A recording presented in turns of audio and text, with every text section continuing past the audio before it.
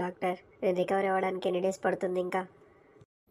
At least ఒక 1 month పడుతుంది. అప్పటిదాకా నువ్వు బెడ్ రెస్ట్ తీసుకోవాలి. అయ్యో డాక్టర్, అలా అనకండి. ఈరోజు అసలే నాకు చాలా ఇంపార్టెంట్ ప్రజెంటేషన్ ఉంది. నా బాస్ చంపేస్తాడు నేను ఇప్పుడు ఆఫీస్కి వెళ్ళకపోతే. ఏంటి తమాషాగా ఉందా? నీకు యాక్సిడెంట్ అయింది, కాలు విరిగిపోయింది, ఇప్పుడే ఒక రాడ్ వేసా, అప్పుడే నువ్వు ఆఫీస్కి వెళ్తా అంటావేంటి? అయ్యో డాక్టర్, మీకు అర్థం కావట్లేదు. మీరు ఒక రాడే వేశారు. అదే మా బాస్ ఆఫీస్కి వెళ్ళకపోతే ఎన్ని రాడ్లు పెడతాడో నాకే తెలియదు. చూడు, నేను చెప్పాను, ఇంక నీ ఇష్టం. అర్జెంటుగా బాస్ మాట్లాడాలి. Hello boss, good morning. నాకు యాక్సిడెంట్ అయింది బాస్. లెగ్ విరిగిపోయింది, కాల్లో రాడ్ వేశారు. నాకేం చేయాలో తెలియట్లేదు. మీరు కొంచెం ఆ ప్రజెంటేషన్ మీరే చూసుకోండి బాస్. ఏంటి, రాడ్ వేశారా? ప్రజెంటేషన్ పెట్టుకొని ఇంత నిర్లక్ష్యంగా ఉన్నావేంటయ్యా నువ్వు అర్జెంటుగా ఆఫీస్కి రావాలి.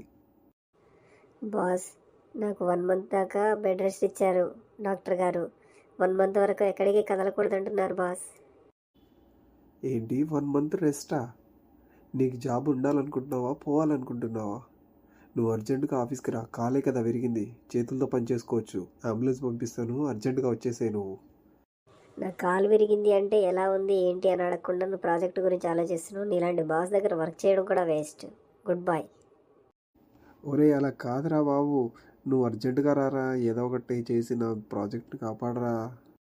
అది నా వల్ల అవ్వదు బాస్.